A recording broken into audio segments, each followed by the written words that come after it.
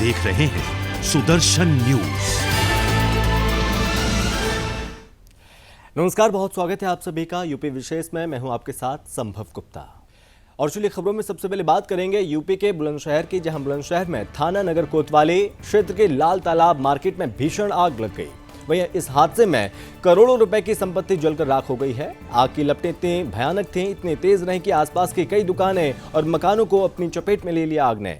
और देखते ही देखते आग का जो गुबार है वो राख में बदल गया। ये तस्वीर आप देखिए, आप देख सकते हैं। और इस बीच इस घटना से कई मकान जो कि क्षतिग्रस्त हो गए। स्थानीय पुलिस और दमकल की टीमें घंटों से रेस्क्यू ऑपरेशन में जुटी हुई हैं और साथ ही कई फायर स्टेशन के दर्जनों दमकल वाहन मौके पर मौजूद हैं, बेकाबू आग को बुझाने में लगातार जुटे हुए हैं। वहीं व्यापारियों का कहना है कि ट्रक के डिवाइडर से टकराकर पलटने के बाद यह हादसा हुआ और लंबे समय से सड़क से डिवाइडर हटाने की मांग की जा रही थी, लेकिन नगर पालिका ने डिवाइडर को नहीं हटाया। और इसके साथ ही डिवाइडर की समस्या का जो समाधान नहीं होने तक व्यापारियों ने बाजार बंद रखने की चेतावनी दी है।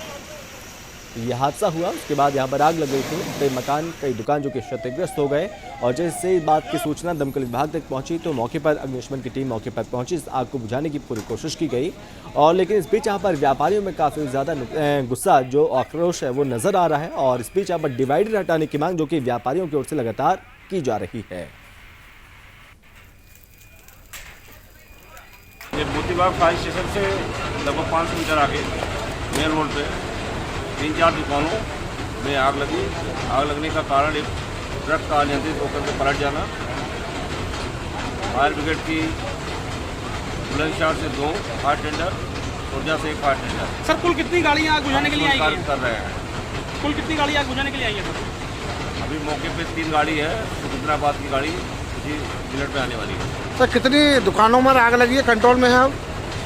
आग लगभग 3 से 4 दुकानों में है। अग्निशमन कार्य जारी है, लेकिन आग का विस्तार नहीं होगा। आग को नियंत्रित कर लिया गया है। फिलहाल कंट्रोल में है मामला। सारी गाड़ियाँ मौके पर ही है। लेकिन सर आग तो अभी भी जलती हुई नजर आ रही है और काफी दुकानें भी ताले भी नहीं टूट पा रहे हैं, दुकानदार भी ताले तोड़ने लग रहे हैं। पुलिस भी काफी प्रयास कर रही है। कार्रवाई होगी, गाड़ी आ रही है, बहुत जल्दी आ रही है। अभी तक सर कितनी देर से लगातार ये आग जल रही है?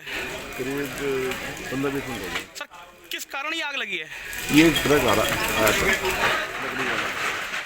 उससे आग लगी। मैं ये ना कहना चाहता हूँ जिलाधिकारी महोदय और चेयरमैन साहब से, या तो उन ड्राइवरों को तालाब तक हटा दिया जाए, और वो नहीं हटा पाते हैं, उनकी उनमें ये कोशिश नहीं हो पाती है। तो ये डिवाइडर जो आगे हैं, इन्हें पुलिस चौकी से आगे बिल्कुल लगा दिया सुबह को, नहीं बाजार बंद ही रहेगा पूरा यहाँ का। तो ये डिवाइडर पूरे बाजार में आग लगी कम से कम 500 गाड़ी ठुक गई होंगी इसमें। अब इस समय को डीएम या एसएसपी यहाँ पे आया देखने को कि दुकानदारों की सबकी दुकानों में आग लगी पड़ी है। आपको कितनी दुकानें जली हैं? 8 दुकानों में आग लगी हुई है।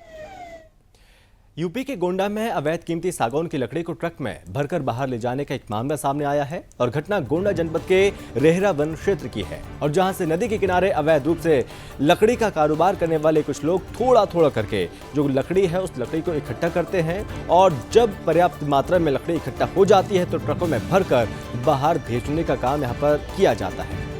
दरअसल वन क्षेत्र स्वस्थ जीवन प्रदान करने के साथ साथ आर्थिक रूप से भी संपन्न बनाने का काम लगातार करते हैं। और जिसके रक्षा सुरक्षा के लिए स्थानीय स्तर से लेकर प्रदेश स्तर तक तमाम टीमें जो कि नियुक्त की जाती हैं, तमाम टीमें जो कि बनाई जाती हैं और जो समय समय पर वन माफियाओं के ऊपर कार्रवाई भी करती है। इसके बावजूद वन माफिया जंगल की कीमती लकड़ी काटने से बाज नहीं आ रहे और स्थानीय वन प्रशासन को इसकी भनक तक नहीं लगती। अब देखना यह होगा कि वन विभाग आगे आकर इस मामले पर क्या कार्रवाई करता है।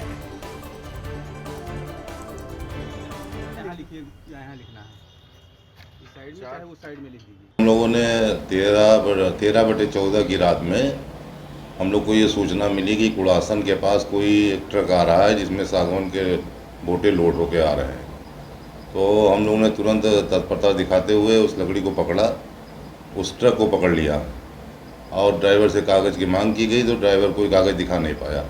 हम लोग रात में ही उस गाड़ी को लेके प्रभागीय कार्यालय लेके चले आए और अपने कब्जे में ले लिया। गाड़ी जो लकड़ी लदी हुई है उस पर कोई उसका स्वामित्व सिद्ध नहीं कर पा रहा है, इसलिए हमने गाड़ी पे जुर्माना करके गाड़ी को छोड़ दिया है और लकड़ी अपने कब्जे में ले लिया है। इस सर किस वन क्षेत्र का है? ये वन क्षेत्र अभी नहीं कह सकते क्योंकि ये लकड़ी के आग पे जो कार्रवाई हम कर रहे हैं, अभी वन क्षेत्र इसलिए नहीं कह सकते क्योंकि ये लकड़ी मान लीजिए पर कहीं किसान की होती है। जहां एक तरफ सूबे की पुलिस लगातार आरोपी बलात्कारियों पर कार्रवाई कर रही है, तो वहीं दूसरी तरफ आरोपियों को कोई भय नहीं सता रहा है।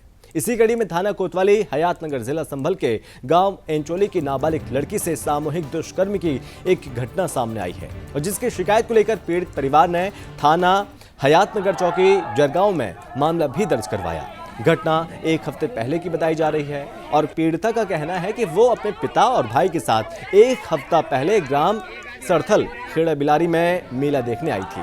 तो वहीं गांव के ही सलीम आदिब के साथ 2 अन्य युवकों ने नशीला पदार्थ खिलाया और उसे अगवा कर लिया, फिर उसके साथ दुष्कर्मी की घटना को अंजाम भी दिया।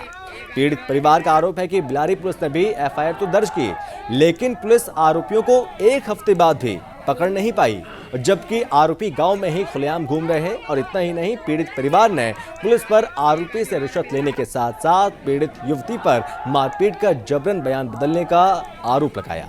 इस घटना को लेकर भीम सेना जिलाध्यक्ष चेतन मुरादाबादी ने कहा कि अगर जल्द ही पीड़ित परिवार को न्याय नहीं मिला तो एक बड़ा आंदोलन किया जाएगा। के बयान सब जगह सही दिए थे और आज बयान लड़की को मार मार के पलटवाए थे। क्या ये नहीं ये नाम बता, ये नहीं ये नाम बता, ये जबर ये चौंक करी थी उन्होंने। ये लड़की कौन लगती है आपकी? भतीजी लगती है। तो क्या कुछ हुआ था इस लड़की के साथ? इस लड़की के साथ चाउमीन में नशा करा था और इस लड़की उठाई थी। कहाँ से उठाई थी? सरतल खेल मेले में से। मेले में किसके साथ गई थी? घर से? घर से अपने पापा के साथ गई, भाई है एक छोटा अरुण। कितने दिन बाद मिली लड़की? 7 दिन के बाद लड़की मिली है, तब भी नशे में जक्सन लगा के नशे का जब छोड़ कर गया था। आज मेरे साथ बहुत पिटाई की और मुझसे बोल रहे हैं मैं सही बयान दे रही। पिटाई किसने की? वो मैडम ने, कांस्टेबल ने। Ladies police. कहाँ पिटाई की गई आपकी? ऑफिस में 2.5 घंटे तक चलती रही। कुछ करिए। लगातार पीटा और ये बोल रही सही बयान दे रही थी, तो ये बोल रही थी सही बयान नहीं दे रही है, झूठ बयान दे रही है। मुझसे जबरिया पलटे गए हैं, मुझसे बयान जबरिया पलटवाए गए हैं पीट के। अपने बालिका के अपहरण के संबंध में थाना बिलारी पर अभियोग पंजीकृत कराया गया था। बालिका बरामद हो चुकी है। बालिका का मेडिकल 161 और 164 कराया जा चुका है। एक अभियुक्त की गिरफ्तारी हो चुकी है। परिजनों द्वारा शेष नामित अभियुक्तों के विरुद्ध कार्रवाई को लेकर के थाने पर बताया गया था और उनको संतुष्ट कर दिया गया है। किसी अन्य प्रकार की कोई समस्या नहीं। सर, परिजनों का आरोप है कि उसके बयान भी बदलवाए हैं? नहीं, चूँकि इस संबंध में बयान माननीय न्यायालय के अंतर्गत, न्यायालय के 164 के अंतर्गत किया जाता है। प्रॉब्लम ये थी 9 तारीख को मतलब सरतल खेड़ा जो कि मुरादाबाद जिला में लगता है, वहाँ पे मेला लगता है। मेले में ही एंचोली की जो संभल में लगता है एंचोली गांव, वहाँ से लड़की आई थी अपने भाइयों के साथ में मेला देखने। वहाँ के एंचोली के गांव के लड़कों ने, कुछ मुस्लिम लोगों ने लड़की को अगवा करके ले गए और उसके बाद में लगातार लड़की के बाप ने जो है लगभग 7-8 दिन बहुत मेहनत की, लेकिन उसकी FIR कहीं भी दर्ज नहीं की गई। लेकिन 3-4 दिन पहले यहाँ पे भी नहीं, हयातनगर थाने पे गए थे, संभल गए थे, बेजोई गए थे, लेकिन कहीं भी उनकी सुनवाई नहीं हुई थी। यहाँ बिलारी कोतवाली भी आए थे, लेकिन उनकी सुनवाई नहीं हुई। यूपी के बुलंदशहर में जहां पर सरकारी राशन को ब्लैक करने का एक मामला सामने आया है और जहां पर सरकारी राशन चावल और गेहूं की लगातार यहां पर कालाबाजारी हो रही है। मामला बुलंदशहर के खुर्जा कोतवाली क्षेत्र के ढाकर रोड स्थित गोदाम को बताया जा रहा है। वहीं घटना पर संज्ञान लेते हुए खुर्जा SDM के आदेश पर गोदाम पर छापेमारी की गई और छापेमारी के दौरान पाया गया कि सरकारी राशन वितरण का सामान अवैध तरीके से ब्लैक किया जा रहा है और साथ ही राशन रखने का गोदाम भी अवैध तरीके से बनाया गया।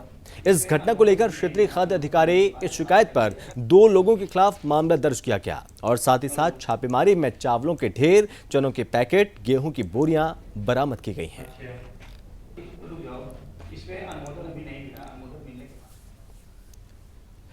यूपी के मोदी नगर में जहां पर दयावती मोदी पब्लिक स्कूल में छात्र अनुराग की मौत के बाद मोदी ग्रुप के मालिक उमेश कुमार मोदी सहित अन्य पर मामला दर्ज कर लिया गया है।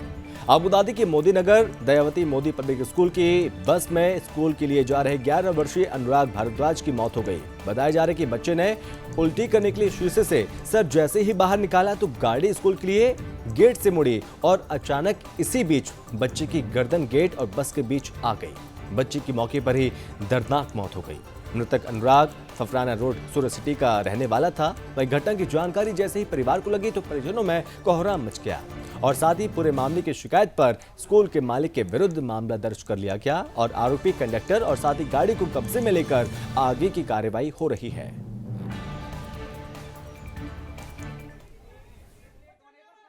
आज सूचना मिली थी सुबह कि एक बच्चा है जो कि 5वीं का छात्र है, स्कूल बस में बैठा हुआ था तो किसी भी कारण से उसके हेड इंजरी हुई, बस किसी चीज़ में टकराई तो उसके बाद से हेड इंजरी के बाद से उसका अधिक रक्त बह जाने के कारण उसको अस्पताल ले जाया गया तो वहाँ पर उसकी मृत्यु हो गई। तो इसमें जो ड्राइवर है उसको हम लोग लगे हुए हैं तलाश करने के लिए और अन्य जो भी लोग थे कुछ लोगों को इसमें मामले में हिरासत में लिया गया, उनसे पूछताछ इसमें की जा रही है। बाकी परिजनों की तहरीर पर मुकदमा पंजीकृत किया जा रहा है और आवश्यक वैधानिक कार्रवाई इसमें। यूपी के कुशीनगर में दुदही विकासखंड में ग्राम सभा में स्वतंत्रता संग्राम सेनानी मनरेगा पार्क का उद्घाटन किया गया है और जहां पर स्थानीय विधायक सुरेंद्र सिंह कुशवाहा ने कहा कि डबल इंजन की सरकार ने हर गांव में विकास के अनेकों बेहतरीन कार्य किए हैं। इसी कड़ी में लाखों की लागत से बने मनरेगा पार्क का उद्घाटन भी किया गया, जो कि सुरक्षा की दृष्टि से कैमरों से लैस किया गया और वहीं युवाओं के खेलकूद के लिए खेल सामग्री भी लगाई गई है और साथ ही तरह तरह के फूलों को लगाया गया। स्थानीय वासियों के लिए तमाम तरह की सुविधाएं पार्क में लगाई गईं। वहीं मौके पर मौजूद विधायक सुरेंद्र सिंह कुशवाहा ने कहा कि अन्य ग्राम प्रधानों को भी प्रेरणा लेनी चाहिए और इससे ग्राम सभा का विकास होता है। आगे उन्होंने कहा कि भारतीय जनता पार्टी की सरकार हर योजनाओं को आमजन तक पहुंचाने का काम कर रही है और इस दौरान तमाम आला अधिकारियों के साथ साथ सैकड़ों लोग यहां पर मौजूद रहे।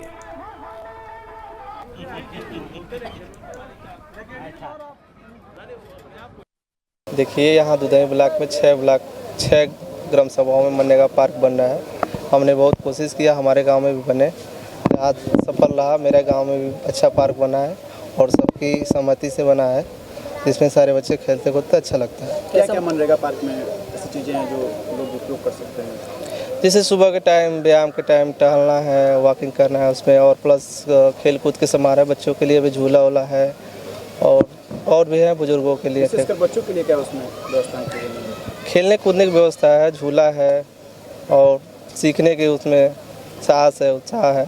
मनरेगा पार्क मेरी सरकार की एक अनूठी पहल है, जिसके तहत सरकार की मंशा ये है, हम सबकी मंशा ये है कि शहरीकरण कम से कम हो। गांव के बच्चे नौजवान मनरेगा पार्क के माध्यम से खेलें, सुबह टहलें, उनके स्वास्थ्य में सुधार हो। बस इन्हीं सब उद्देश्यों को लेकर के मनरेगा पार्क का निर्माण गांव में हो रहा है। क्या ऐसा मनरेगा पार्क हर ग्राम सभा में बनेगा? अभी तो एक बना है, कुछ और बन रहे हैं, 6 पार्क की और बनने की संभावना है। अब सरकार की मंशा के अनुसार हमको तो लगता है कि हर गांव में इस तरह के पार्क, मिनी स्टेडियम का भी निर्माण हो रहा है।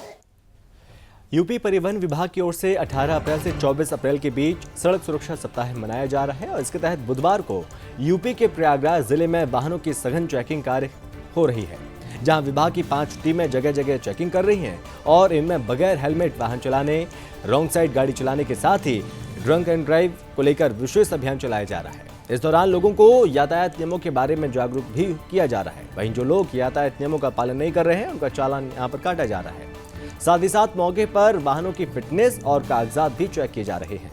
जिन वाहनों के कागजात सही हैं उनको छोड़ा जा रहा है और जिनके सही नहीं हैं उनके खिलाफ यहाँ पर चालानी कार्रवाई की जा रही है। वहीं आपको बता दें कि इस तरह की कार्रवाई जो कि आगे भी जारी रहेगी।